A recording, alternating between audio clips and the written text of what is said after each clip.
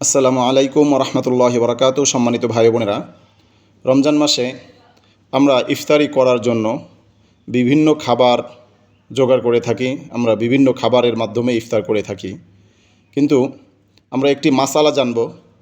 মাসালাটি হচ্ছে, কোনো ব্যক্তি যদি এমন কোনো জায়গায় গিয়ে আটকে যায় অথবা এমন কোনো জায়গায় গিয়ে পৌঁছায় যেখানে কোনো ইফতার করার কোনো কিছু নাই, খাবার বলেন, পানি বলেন, ফল ইত্যাদি কোনো কিছু নাই যেটা দিয়ে সে ইফতার করবে, এরকম পরিস্থিতি যদি কারো হয়, তাহলে সেই ব্যক্তি ইফতার কি দিয়ে করবে?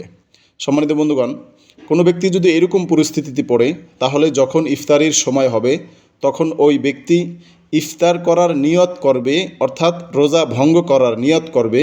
ওই ব্যক্তি যদি নিয়ত করে ইফতার করার, তাহলে তার ইফতার হয়ে যাবে।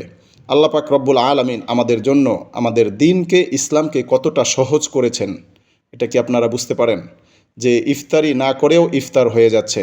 আল্লাহ পাক রব্বুল আলামিন বলেন, লা ইউকাল্লিফুল্লাহু নাফসান ইল্লা উসআহা, যে আল্লাহ তাআলা আমাদের জন্য কোনো কিছুই কঠিন চান না, সব কিছু আমাদের জন্য সহজভাবে চান। আল্লাহ তাআলা আমাদের সকলকে ইসলামের সঠিক মাসআলাগুলো জানার, বোঝার, আমল করার তৌফিক দান করুক। আমিন। আসসালামু আলাইকুম ওয়া